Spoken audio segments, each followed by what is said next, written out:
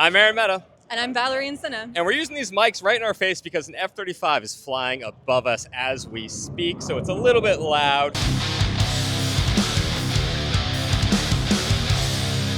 We are here on day 2 of the Paris Air Show, and some things are happening. Yeah, I mean, it seems like there's been a little bit of drama on the FCAS program, also known as SCAF, also known as the Franco-German Next Generation Fighter. The girlies are once again fighting, so what's happening? They are once again fighting. They never really stopped fighting. I mean, so the FCAS program has kind of been plagued by tensions between Dassault and Airbus ever since it kind of started. Those flared up again today when CEO Derek Trappier came out and gave an interview to Bloomberg and said basically, look, this is never going to work unless you make us fully in charge of it.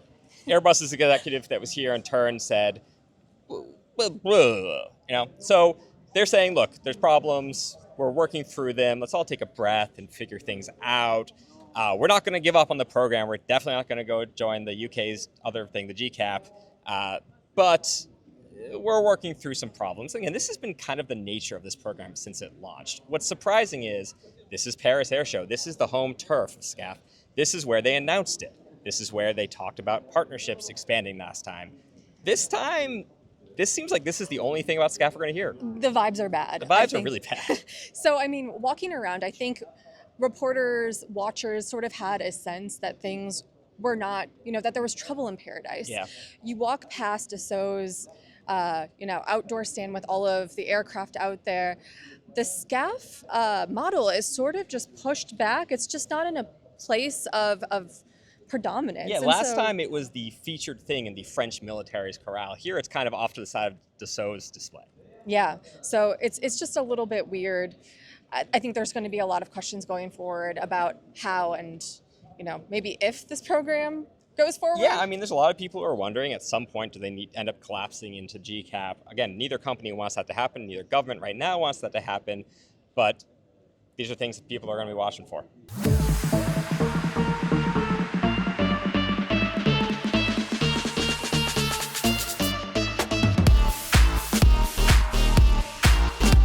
All right, well, one company that's actually had a pretty good week so far is Embraer, the Brazilian firm. So they have their C390 Millennium, which is a multi-mission aircraft. Some news that came out of that.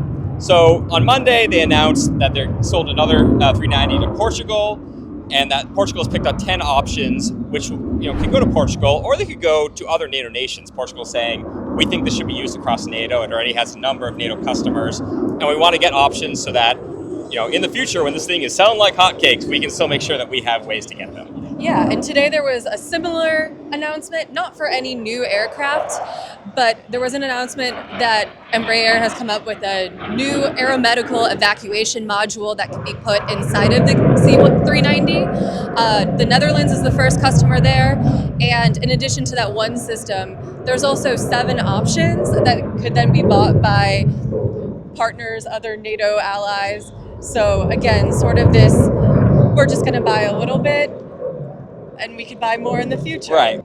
What's interesting is a decade ago when the 390 first rolled out, there's a lot of skepticism. It was going against the C-130, which is, of course, the beloved aircraft around the world. People said, where are you going to sell this to? Huge customer base. Right. Now they've got 10 customers, and now they're pretty seriously making a push to try to break into the U.S. Air Force. Yeah, I mean, they've been making that push for a couple of years. I think the big question there is, what direction does the Air Force go? I mean, they could just continue buying KC-46s. It seems like that was the preference during the last administration. Right. And then we haven't really heard anything new about how the new one is going to handle this. So. Yeah, so we'll see, what goes on with that. There may be more news from Embraer. They seem very confident this show. They're kind of making some news.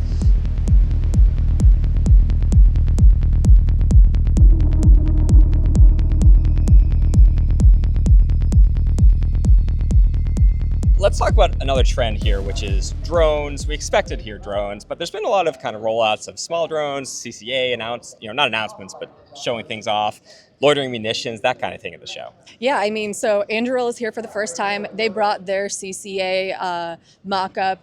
General Atomics is here with their CCA. Right. And then you have Dassault, they might not be broadcasting their FCAS, but they have a huge model of an unmanned combat air vehicle, a little triangular Dorito-looking tailless stealth aircraft. So Yeah, that's it looks delicious. Yeah.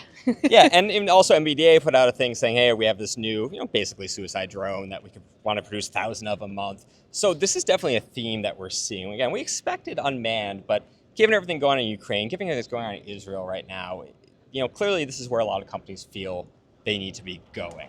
All right, so that's going to be a wrap up for day 2. We'll be back for day 3 to kind of capture everything that goes on there. Make sure you're looking at breakingdefense.com for all the latest news. I'm Aaron Mehta. And I'm Valerie Insinna. Thanks for watching.